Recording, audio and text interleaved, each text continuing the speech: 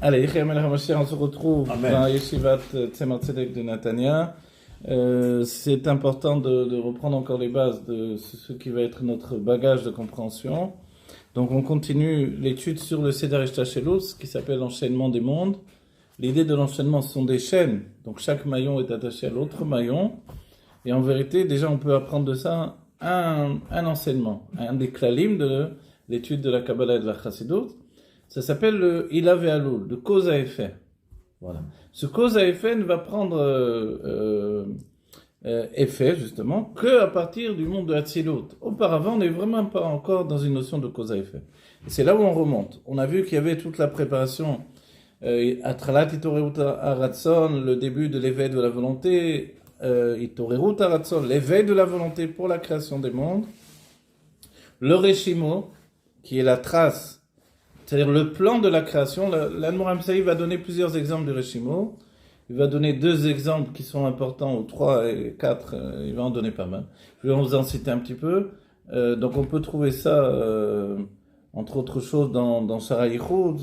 Mais quel est l'un des exemples les plus importants qu'il donne? Il dit, un plan, comme un architecte qui va faire un plan, alors maintenant il y a un plan de la création à venir. Donc c'est l'exemple le plus simple pour nous à comprendre. On va voir que ce plan lui-même, dans un premier temps, il est masqué. Par quoi? Par la lumière infinie. D'accord? Mais le plan existe déjà. Si bien que quand on va le voir apparaître par ce que l'on a appelé le Tzimtzum Arishon, le premier, donc, la première situation de retirer la lumière infinie, ce qui n'est pas retiré en réalité, on l'a dit, c'est voilé. Mais dès qu'il y a le voile de la lumière infinie, se dévoile un autre élément. Et là, je dois vous donner quelque chose qui est important également. Il y a 2 notions, il y a 2 sortes de lumière en fait. Une lumière qui s'appelle le Kohar HaGvul, on va directement parler de ça, le Kohar HaGvul Sheba Ein Sof, la lumière limitée, qui va s'attacher à la ligne, qu'on va voir, mais la lumière limitée qui est dans l'infini. Et il y a le Kohar HaBli Gvul, qui est la force infinie, qui elle va être la signature du Ein Sof, la signature de l'infini, donc ça s'appelle le Or Ein Sof. Ok. Donc c'est-à-dire que dans le Or Ein Sof, sans qu'on le sache au départ, il y a aussi une part du Or Ein Sof, de la lumière infinie, qui s'appelle le Kohar HaGvul Sheba Ein Sof, la force de la limite qui est dans l'infini. Ok. Première information. À partir de ça, c'est justement le Reshimo qui fait état de cette force de limite dans l'infini. Parce que le Reshimo, lui, quand il est dit que Dieu a creusé au-dedans de lui, et qu'en définitive, ça va faire l'apparition des Sfirot Agnosot, Asara Sfirot Agnosot, 10 Sfirot Agnosot, en chemin, il y a ce Reshimo qui est là. La trace, le plan de la création à venir, ok? Il est mis de côté, tant que la lumière remplit tout, mais dès que la lumière va se retirer, se voiler, le terme c'est Silouk, alors apparaît le Reshimo. D'accord? Certains qui n'ont pas étudié avant le Tzimtzum pensent que le Reshimo est une action du Tzimtzum lui-même. C'est-à-dire un peu comme voilà. C'est comme si le Tzimtzum aurait créé le Reshimo. Créer, c'est pas le mot juste, mais dans notre entendement, on comprend. En fait, non. Le Tzimtzum, en se retirant, un peu comme la mer lorsqu'elle se retire, alors là, tout à coup, on passe à marée basse, qu'est-ce qui apparaît? Mais s'il y avait une ville en dessous, elle apparaît. Donc le plan apparaît tout de suite, le plan de la création.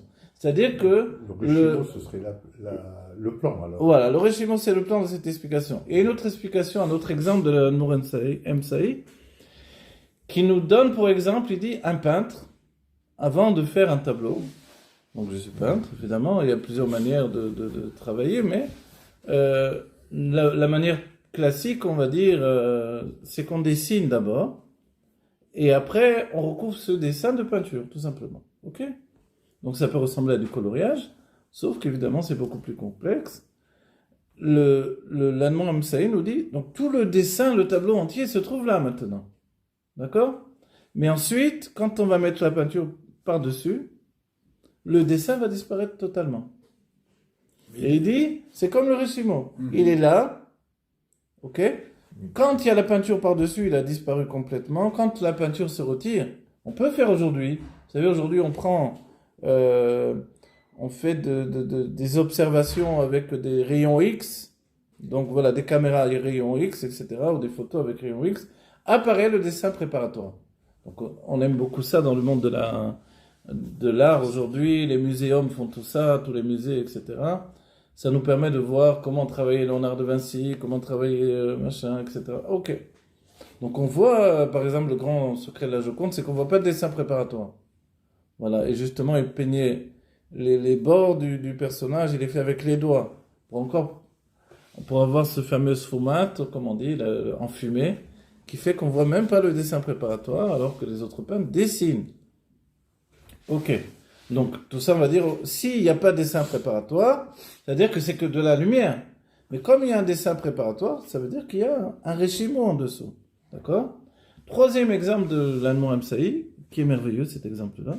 Il nous dit que lorsque quelqu'un prend une pierre et qu'il jette cette pierre vers le ciel, ok? Donc vers le haut, on va dire, pour pas entendre que c'est vers Dieu, évidemment, mais on jette la pierre vers le haut, la pierre va monter. Pourquoi la pierre monte? Parce qu'il reste un réchimo, une trace de la force de la main dans la pierre. Et il dit, tant qu'il y a encore une trace de la force de la main dans la pierre monte. Quand la trace de la force de la main est épuisée dans la pierre va tomber. En fait, c'est un exemple génial. Génial et qui nous fait réfléchir à quelque chose auquel on ne pense pas. Ça veut dire que c'est vrai pourquoi l'objet monte comme ça. Parce qu'en fait, et elle va dans le centre inverse de l'attraction. Le fait qu'elle tombe, c'est normal. Mais le fait qu'elle monte, ça, c'est pas normal. Alors, on va dire que c'est la main qui l'a jeté. Mais la main, maintenant, elle a quitté l'objet. Pourquoi l'objet continue à monter? Parce qu'il y a une trace de cette force que la main a donnée dans l'objet. Voilà. C'est son troisième exemple du réchimo. On va dire, ok, ce troisième exemple, en quoi il nous aide à comprendre le réchimo originel? Il nous aide parce que au final, c'est pas uniquement un réchimo dessin, plan. C'est aussi un réchimo lumière. C'est ça qu'il faut penser. C'est-à-dire, de quoi est fait le réchimo? De lumière.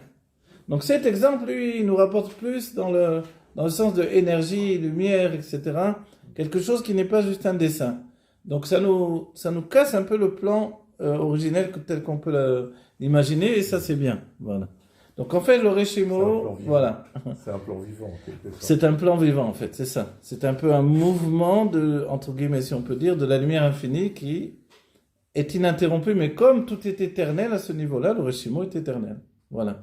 Mais c'est évidemment pas une trace telle que nous on peut l'entendre, ni comme le peintre, ni comme l'architecte, évidemment.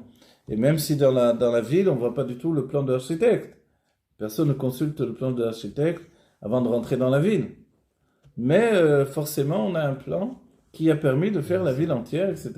Ou alors, dans des pays comme ici, bon, c'est pas forcément qu'on fait une ville par rapport à un plan. On fait un immeuble par rapport à un plan, c'est tout.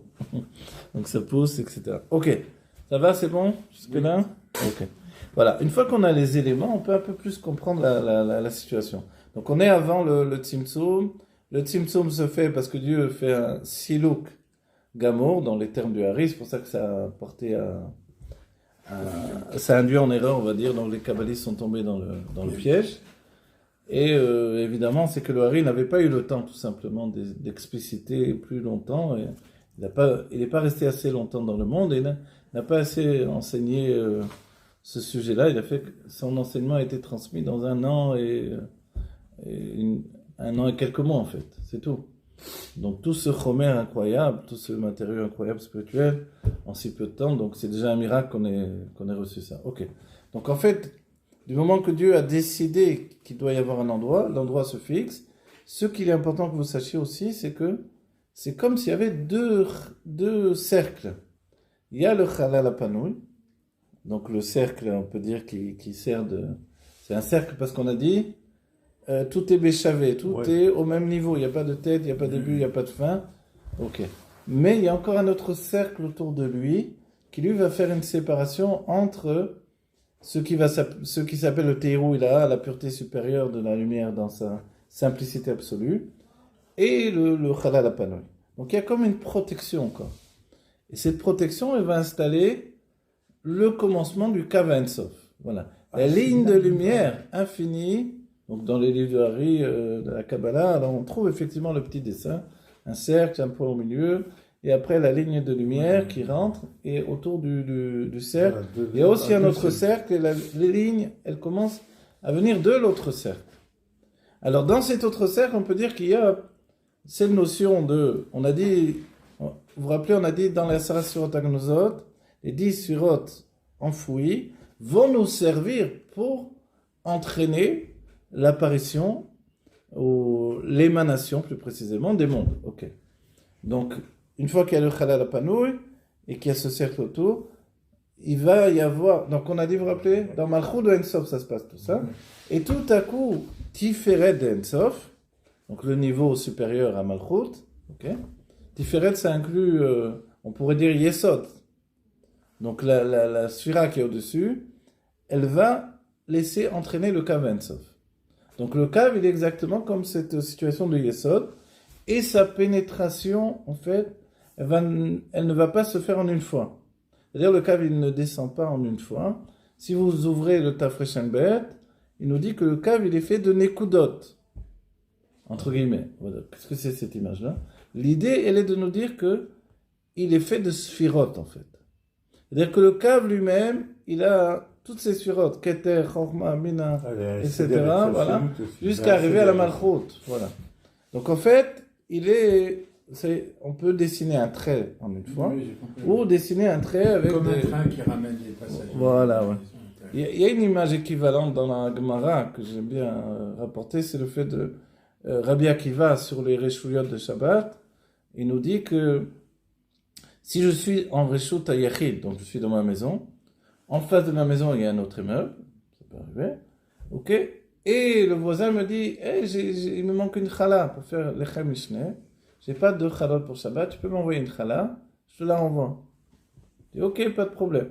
Maintenant, entre les deux, il y a une route qui passe, qui s'appelle Reshut Arabim. Donc les deux sont en Reshut Yachid, je lui envoie la challah, ok, et il y a un voisin à côté en bas qui voit la challah passer, il dit, hey, qu'est-ce que vous faites? C'est Shabbat. C'est Shabbat. Mais oui, justement, c'est pour ça que je vois la challah. Non, mais c'est interdit ce que vous faites.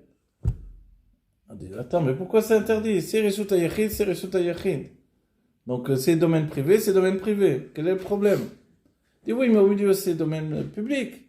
Oui, mais on ne pose pas au milieu. Arrive Rabbi Akiva, il nous dit, oui, mais Kluta, Kemi, Sheoncha, Damien. C'est-à-dire, il nous dit que quand c'est posé, c'est saisi, voilà, c'est le terme. Kluta, c'est saisi. Dans l'atmosphère du Reshut Arabim, c'est comme si c'est posé. Et il nous dit plus que ça. Il dit, c'est pas posé une fois. C'est posé une fois, 2 fois, 3 fois, 4 fois, 5 fois, 6 fois, 7 fois. Il compte, il découpe en fait, comme on a dit pour le Kav Ein-Sof, il découpe en fait tout c'est comme si c'était avec le cinéma, quoi. Une photo, une autre photo, une autre photo, une autre photo. Voilà. Et il dit, voilà autant de fois que ça s'est posé. Ouais. Heureusement, la halakha, à ce moment-là, elle n'est pas comme lui. Mais, voilà son état d'esprit. C'est génial, cet état d'esprit-là. Il faut être bien qui va pour y penser, etc. Alors, la source dans le monde divin, on retrouve ce même état d'esprit. De dire, le Kav Ein-Sof, tu as l'impression que c'est une ligne. C'est tout. Il dit, non, c'est pas une ligne, c'est tout, dit le Rabbi Racham. En réalité, il est construit lui-même de Sphirot. Donc, comme dans les Sphirot, il y a une structure qui était déjà dans les Asara Sphirot Agnozot, cette structure va se reproduire à l'infini. Il y a un terme de Shlomo Ameler, En Chadash Mitachat HaShemesh. Il n'y a pas de nouveau sous le soleil. On va dire, qu'est-ce que c'est le soleil? Le soleil, ça représente en fait Zerampin de Hatzilut. En dessous de Zerampin, tout est à l'image de Zerampin. C'est ça que nous sommes faits à l'image de Dieu, de Zerampin en fait. Okay. Qu'est-ce que Zerampin? Ce sont les sentiments divins. Donc il n'y a pas de forme, ce sont des sentiments divins, spirituels, des lumières divines. Ok. On va dire, mais donc au-dessus du Shemesh, si Zerampin, c'est lui les sentiments, le jeune homme, c'est lui le soleil, la Malchut, elle est la lune, c'est Yadoua, ok. Mais au-dessus, alors, il y a des nouveautés tout le temps là. On dit en fait, si on a bien compris, c'est que en fait, le même système est installé depuis les 10 Sphirot. Donc à partir des 10 Sphirot Agnozot, oui. on recommence des Sphirot pour tous les mondes à venir. À partir de Malchut, on recommence. C'est pas le Malchut. Exactement. Dans la Malchut qui est un microcosme de dévoilement pour tous les mondes à venir, à son intérieur, ça va être une suite ininterrompue de Sphirot qui vont être le chomer, le matériau spirituel de tous les mondes en construction. Alors, il y a alors une chose, les 10 sphirotes, quand ils viennent, ils se dévoilent dans le cadre, et tu as parlé d'un deuxième circoncis. Ouais. Et un deuxième cercle autour pour donner un espace la de... lumière pure, c'est ça. Et il y a des sphirotes là-bas aussi. En fait, voilà, oui. Justement, l'espace entre les deux, ce serait l'espace où se trouvent les 10 Sphirot Agnosot. Voilà, c'est ça. C'est là que Avant, il n'y a voilà, pas de... Et avant, finalement, on est dans une situation où il n'y a pas les Sphirot encore, mais il y a toute la situation de Atralat, Itorerut, etc., tout ce qu'on a dit. Ok, Voilà. ok. Théou, il est là vraiment. Et ça, cet espace intermédiaire. Et le Réchimo, il est dans l'espace intermédiaire, alors aussi. Alors, le Réchimo, c'est une bonne question. Alors, maintenant, je vais vous sortir de la définition telle qu'on la donne maintenant, selon la Kabbalah. C'est-à-dire qu'en vérité, tout ça, il ne faut pas qu'on se trompe non plus. Ce sont des dimensions qui sont imbriquées les unes au-dedans des autres. D'accord ? C'est l'autre secret de ce qu'on appellera la Kabbalah Bederer et Tlapshut. C'est-à-dire la Kabbalah dans l'idée des vêtements qui s'habillent les uns sur les autres. Au lieu d'avoir les Sphirot à droite, gauche, au milieu, etc., les autres manières de voir les Sphirot, il y a cette notion où c'est un vêtement l'un sur l'autre. Voilà. On dit, mais est-ce qu'on a un exemple de ça? Puisqu'on parle de système. Est-ce qu'on trouve dans le monde un système comme cela? Oui, regarde. Les arbres. Et l'oignon aussi. L'oignon, les arbres, toutes Les arbres, pourquoi les arbres? Un arbre, première couche, deuxième couche, troisième couche. Ah, tu parles Ça des fait un côtes, tronc. Voilà. Et c'est ça que même ils vont... quand ils vont chercher l'âge d'un arbre, Ah, ils Bon, voient voilà, les- voilà. les- ils vont l'éplucher. Quand ils vont chercher l'âge de, soi-disant, de la Terre, etc., ils vont faire la même approche des choses. Et nous, on a une sacrée couche aussi. donc, voilà. Donc finalement, on se rend compte, il fait froid, on s'habille de vêtements. Donc ce système de vêtements, il se reproduit parce qu'on a dit, en vérité, Dieu met en place à l'origine des systèmes qui vont se recommencer à l'infini. Et quand Shlomo il a dit En chadash mitachat hashemesh, alors c'est vrai que dans la première explication on parle de Zeranpin, donc le monde de Hatzilut. En vérité, on peut comprendre que non, un système établi est établi pour toujours. Et c'est ça la création du monde. Donc en fait, on ne peut pas vraiment trouver un autre système que celui des 10 Sphirot, soit dans une notion de Ishtalshelut, comme on a dit, d'enchaînement, soit dans une notion de ce qui s'appelle de Itlapshut, de revêtement. Voilà. Une fois qu'on a dit ça, il faut savoir que le Kav Ein Sof pénètre dans un endroit vide de dévoilement divin, et forcément, dès que la ligne de lumière pénètre, c'est-à-dire l'idée, c'est quoi l'idée du Kav Ein Sof? C'est que du moment que Dieu a retiré sa lumière, il a voilé sa lumière, alors maintenant il va ramener la lumière. Et la grande question des kabbalistes, elle est, pourquoi Dieu ramène la lumière? Puisqu'il a enlevé la lumière. Son but c'était de l'enlever ou de la ramener? Il dit non, justement, il enlève la lumière qui recouvre tout, qui empêche l'apparition de la limite. Pour pouvoir faire, on a dit, le Réchimo est apparu tout à coup. Donc le plan du monde est en place, mais il n'y a pas de lumière. On ne peut pas construire à partir de rien. Voilà. Le matériau originel de construction, c'est cette lumière infinie qui va venir et qui va remplir le Réchimo. C'est-à-dire... Dans une limite. Voilà. On va dire, la limite provient du Réchimo ou elle provient de la ligne de lumière elle-même? En fait, l'explication, c'est qu'elle provient des deux. Et que le Kav Ein Sof, la ligne de lumière infinie qui va venir apporter, entre guillemets, la vie, la lumière dans un endroit vide de lumière, elle va être une ligne mesurée. Si bien qu'on peut la découper en sphirotes. Okay. Maintenant, lorsqu'elle pénètre dans un endroit obscur, on dit Akav Yipka. Le Kav transperce, c'est les mêmes lettres. On dit c'est Yaakov Avinu. Il y a une notion dans la Chassidut où on dira la première apparition de l'âme d'Avraham Avinu, c'est la Teva Atov Leitiv d'Akadosh Baruch Hu. La nature bonne de Dieu qui veut faire du bien. La première apparition de l'âme de Yitzhak, c'est le Tzimtzum. Parce qu'Yitzhak, c'est la Gvura, la rigueur. Donc là, c'est le tzimtzum, c'est au contraire d'effacer de la présence de l'expression du divin, qui empêche l'apparition de la limite. Ok. L'apparition la première apparition spirituelle de l'âme de Yaakov Avinu, c'est le Kav à Ensof.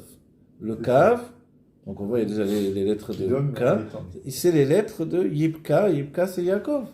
Voilà. Donc lui, il vient en étant porteur des deux natures, de Chesed, la générosité, c'est-à-dire, générosité, c'est pas du jeu d'être gentil, c'est pas ça la générosité. C'est l'expression, voilà. Et la rigueur qui est de limiter. Donc le Kav, il va avoir en lui ces deux natures.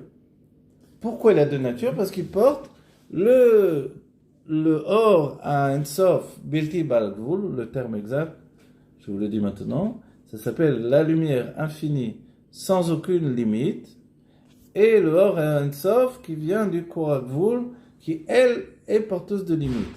Mais pour l'instant, les deux lumières sont ensemble. Voilà, vas-y. Il faut préciser quand même, parce que nous sommes des chassidim, et la Chassidut Chabad, elle utilise le schéma du Ari Akadosh, parce que c'est comme ça qu'on peut expliquer les choses de manière logique, on va dire. Ok. Mais en même temps, il faut être capable dans notre esprit de le détruire aussi. Qu'est-ce que ça veut dire? Une fois qu'on a appris tout ça, il faut le désapprendre aussi. Pourquoi? Parce que si on reste que dans une idée géométrique des choses, vous voyez, de lignes, de cercles, et de géographique, de haut et de bas, on a tout manqué dans l'idée. L'idée, elle est que vraiment, ce sont des dimensions, les unes à l'intérieur des autres, on a dit, mais vraiment des dimensions qui vont se succéder, avec chacune le fait d'entraîner une personnalité différente, dévoilée de l'être Dieu absolu, quoi. Voilà. Maintenant, quelque chose qu'il faut peut-être rapporter ici, c'est que si le Tzimtzum Arishon, ça s'appelle le Tzimtzum Arishon, on va dire, alors où il est le Tzimtzum Hasheni, le deuxième Tzimtzum, il est où? Puisque l'autre s'appelle le premier. On va dire, ok. Il y a un Tzimtzum, hier, la dernière fois, on a un petit peu abordé la chose. Le premier Tzimtzum, il est Bedera Siluk, c'est-à-dire, c'est un retrait.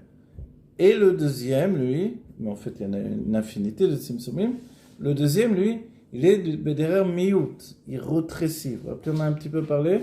Donc le Kav Ensof, il ne subit pas le premier Tzimtzum, mais il subit le second Tzimtzum. C'est-à-dire, c'est comme il est d'accord pour ce Tzimtzum-là, entre guillemets, si on peut dire, parce que là, on a l'expression du divin, vraiment.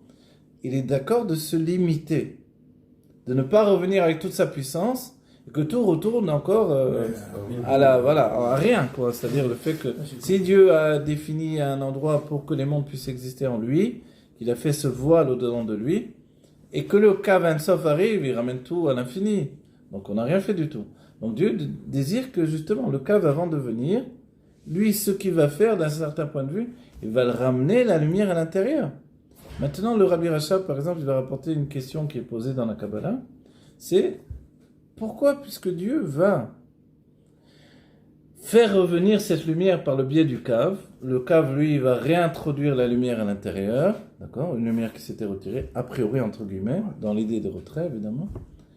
Pourquoi, quand il retire la lumière, il ne laisse pas le Kav, tout simplement? Pourquoi il ne laisse pas la ligne de lumière infinie en place? Il peut tout faire, Dieu. Donc il retire et il laisse une ligne au milieu, et ça y est, tout est en place. Et la réponse que va nous donner Rabbi Rachab, c'est que en fait, il ne fait pas de cette manière-là, de manière à ce qu'il y ait l'apparition du Reshimo et des Kélim.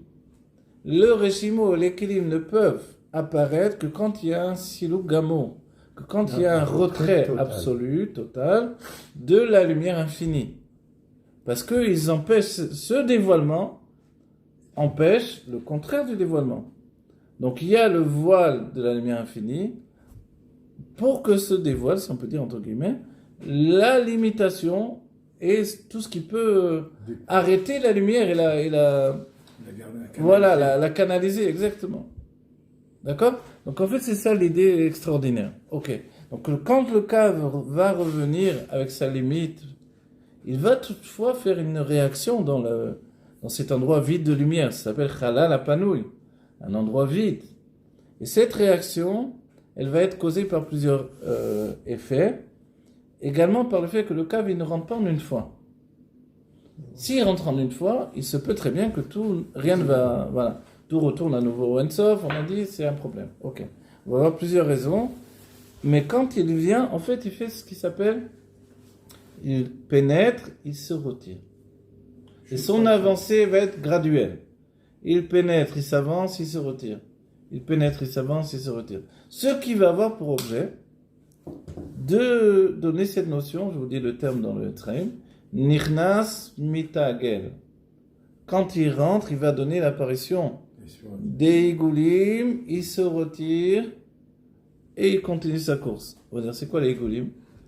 Puisque la définition a été de dire que le Chalal Apanouy, l'endroit vide de dévoilement, ça a été comme un cercle qui empêche cet endroit vide de déborder à l'extérieur, si on peut dire entre guillemets, ou de laisser pénétrer l'infini à l'intérieur. Alors, quand le cave pénètre et qu'il se retire, immédiatement la réaction, c'est un autre cercle. Le premier cercle va s'appeler Keter, le deuxième cercle va s'appeler Chochma, le troisième, etc. Jusqu'à avoir des cercles les uns à l'intérieur de l'autre. Et le Hari Akadosh nous dit, tu en as parlé tout à l'heure, comme un oignon exactement. Je coupe un oignon en deux, je m'aperçois qu'il y a effectivement des cercles, les uns à l'intérieur des autres. Et ça nous rappelle ce qu'on a appris tout à l'heure, le Derer Itlapshut, la manière de Itlapshut, où les lumières s'habillent les unes à l'intérieur des autres. Donc en fait, qu'est-ce qui est le point le plus à l'intérieur de tout? C'est le monde le plus bas, c'est notre monde, le monde de Asiya, qui va se trouver au cœur de tout ça. On va dire, donc on est le cœur vraiment de tout ce système circulaire. Maintenant, c'est important de savoir qu'il y a deux systèmes en fait. Il y a le système des Sphirot selon les Igoulim, et le système des Sphirot selon le Yosher, la ligne droite. La ligne droite, elle est entraînée par le cave lui-même, la ligne de lumière infinie, qui va s'investir, donc elle va se continuer. Une fois qu'elle a reculé, il est apparu le cercle, mais elle va revenir, elle va avancer, pour mettre en place le Yosher. Donc de la même manière qu'il y a 10 Sphirot de Igoulim, de cercle, il va y avoir 10 Sphirot de Yosher, de ligne droite. Et ainsi de suite, pour jusqu'à faire les 10 Sphirot de Adam Kadmon. Tout ce niveau-là va s'appeler Adam Kadmon. On va dire pourquoi il s'appelle Adam Kadmon. Le Rabbi Rachab vient, il nous explique, il nous dit... Alors, cette notion de Adam, d'abord parce que il est fait à l'image du Adam qui s'est élevé dans la pensée de Dieu, le juif. Ok? On va dire du côté de son âme. Non, l'âme, elle aussi, elle est à l'image du corps. C'est le corps du juif qui s'est élevé dans la pensée de Dieu. Et le Adam Kadmon, il est donc à l'image spirituelle d'un corps. Le corps du juif. Ok. Donc en fait, cette avancée de 10 Sphirot, ces 10 Sphirot de Yosher ou 10 Sphirot de Igoulim, maintenant elles vont toujours fonctionner ensemble. C'est ça le Chidouche. On a dit tout au milieu, il y a le Olam Asiya, le monde de l'action où nous nous trouvons, il y a le globe terrestre. Mais ensuite, alors il faut savoir, je vous le dis tout de suite, parce qu'après on va le voir pas à cet endroit du tout là, il va y avoir un effet qui va faire que le Olam Asiya va finalement chuter tout en bas. Et en étant tout en bas, il va être tout près finalement de la limite du cercle. C'est-à-dire que tout près du dévoilement le plus puissant de la Elokut. Mais en attendant, il est à l'intérieur.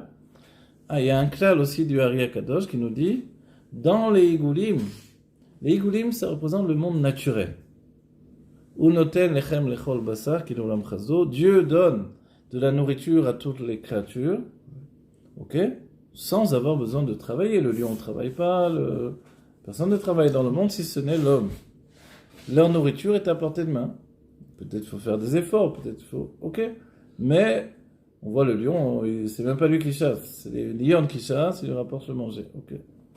Donc, cette notion de puissance ou de nourriture ou qui n'est pas basée sur le bitoul, sur la soumission, c'est les Igoulim. Les Igoulim, c'est le monde naturel. D'accord? Le Yosher, la ligne droite qui vient du Kav Sof, elle est liée à un passou qui nous dit Ki barati et Adam yachar, car j'ai créé l'homme droit. Dieu dit, moi j'ai fait un homme droit. Mais après, il y a un autre passage qui nous dit, Arbe Mashavot Belev Ish. Il y a beaucoup de pensées dans le cœur de l'homme. L'homme, ici, c'est le Ish, ce sont les sentiments. Donc en fait, entre ces deux-là, c'est ce qui va occasionner toutes les chutes de l'homme, etc. Mais Dieu, au départ, nous a créé Yasha. C'est quoi Yasha? Dans la ligne du Kav Ein Sof, en fait. Dans ces lignes de lumière infinie. Ok? C'est bon jusque-là? Dans les Goulim, on va dire quelle différence les Goulim dans le monde? Voilà, le peuple juif, c'est la ligne droite, le Yosher. C'est pour ça que tout vient d'en haut chez nous, comme la pluie. Donc il faut prier pour avoir ce que nous obtenons. Il faut se soumettre pas dans le sens d'être un esclave bête et méchant, quoi, mais se soumettre dans le sens de se purifier, se raffiner, pour pouvoir être un réceptacle de plus en plus objectif de la lumière qui va nous pénétrer, nous grandir et nous faire évoluer. Okay? D'un autre côté, les Goulim, c'est le monde des non-juifs, puisqu'ils s'inscrivent également dans le monde naturel. Ça ne veut pas dire qu'ils sont moins, ils sont différents en fait. Vous voyez? Ils sont différents. Et s'ils sont moins, c'est parce que nous, on doit travailler pour obtenir ce que nous obtenons. S'ils sont différents, c'est parce que ils ont de toutes les manières, par le fait que les maîtres des nations, qui sont en fait les ministres des nations qui sont des anges, donc les sarim, on dit en hébreu, doivent leur donner également pour donner au peuple juif qui se trouve au sein des nations. Donc le fait qu'on ait été au sein des nations en exil, c'était positif pour eux. Voilà. Ok. Mais eux, ils sont en fait vitalisés par les Goulim. D'accord? Donc en fait, dans les Goulim, il y a un klal. Il y a une généralité qui dit Agadol. Ah non, c'est pas comme ça le terme. Le terme, il est Agarwa mi chavero, Gadol mi chavero. Garwa, le terme, il veut plus dire le plus grossier et plus grand. Le plus raffiné et plus petit. C'est comme ça dans le monde général. C'est pour ça, même aujourd'hui, où l'humanité a quand même avancé, le rabbi dit, grâce aux universités, grâce aux écoles, alors le monde a basculé plus ou moins dans une notion de klipat noga, c'est-à-dire même les non-juifs rentrent dans ces notions de libre arbitre dont nous parlons dans la Torah depuis toujours. C'est-à-dire la possibilité de se soumettre à Dieu, même sans en avoir un intérêt. Voilà, petit à petit, au départ c'était les dirigeants, et petit à petit le monde entier vient dans cette ligne-là. Okay? Mais au départ, justement, les Goulim, c'est le fait qu'il y a une vitalité qui est donnée à chacun sans aucun besoin de se limiter. Et c'est la lutte entre Yaakov et Esav. Esav, il est l'expression des Goulim, et Yaakov, il est l'expression du Yosher. Le cave de Yaakov, c'est lui, exactement. Donc en fait, cette lutte entre les deux, qui est un peu une lutte des classes, c'est la même lutte qu'on aura vue auparavant avec Caïn et Hevel. Caïn, il construit des villes. Hevel, lui, non, il est avec Dieu, il a le monde et son pâturage, quoi. Donc c'est pas la même conscience, la même soumission à Dieu, la même approche de la vie, tout simplement. Tout est différent. Donc voilà. Ces deux vont vivre ensemble, ces deux notions. Maintenant, dans la question comment ils s'organisent, il faut savoir que dans les Goulim, tout est au niveau du Keter. Donc il y a le Keter. Alors après, il faut étudier qu'est-ce que le Keter, mais il y a le Keter des Goulim. Ensuite, il y a la Chokhma, mais en fait, elle-même, la Chokhma, elle est Prinat Keter. Quand on a dit Keter, il faut sous-entendre, ce sont des makifim. Sous-entendu, ce ne sont pas des sentiments régis par l'intellect, comme le Tanya nous demande d'avoir. Ce sont plutôt des notions de ce qui s'appelle des émotions naturelles. Donc les Goulim, par le fait de la force concentrique, entre guillemets si on peut dire, entraînent un état naturel de l'être. Et à la va comme je te pousse, entre guillemets, on vit tel qu'on est, quoi. Et c'est pour ça que les peuples sont souvent en proie à la folie. Alors que le peuple juif est un peuple réfléchi, il va réfléchir à chaque chose. Il va réfléchir vraiment, il est pas... il réagit pas dans un système instinctif. Oui. C'est la Torah qui nous empêche de réagir de manière instinctive. elle nous donne finalement de réfléchir à chaque point de notre vie, chaque réaction, chaque action. Tout est réfléchi. Ça, c'est le propre du Kaven, sauf. Tandis que les Igoulim, non, c'est vraiment... vas-y, on vit, on verra. Et le proverbe de Esav, c'est « Nochal venishte ki machar namut ». On va manger, on va boire, parce que demain, on va mourir de toute façon. Oui, cette idée-là... Après moi, le déluge. Voilà, après moi le déluge, ok. Donc cette idée-là, elle règne dans les Igoulim.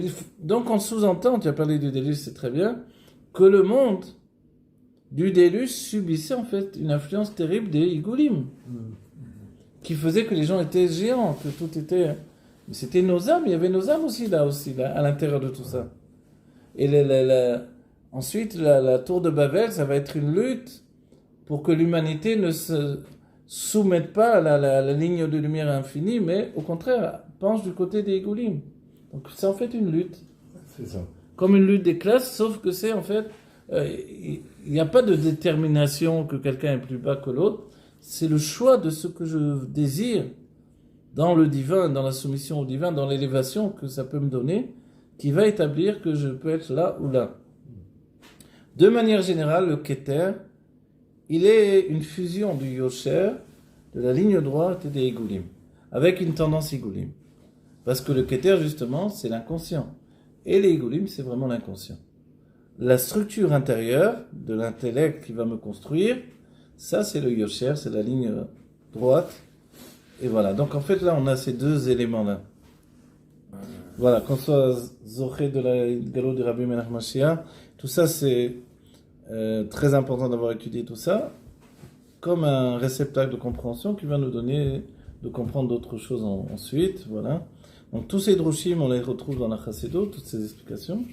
Et voilà, ici on les résume, on les rapporte pour que l'on ait vraiment un bagage de compréhension kabbalistique afin de comprendre la Chassidut Rabban. Merci beaucoup.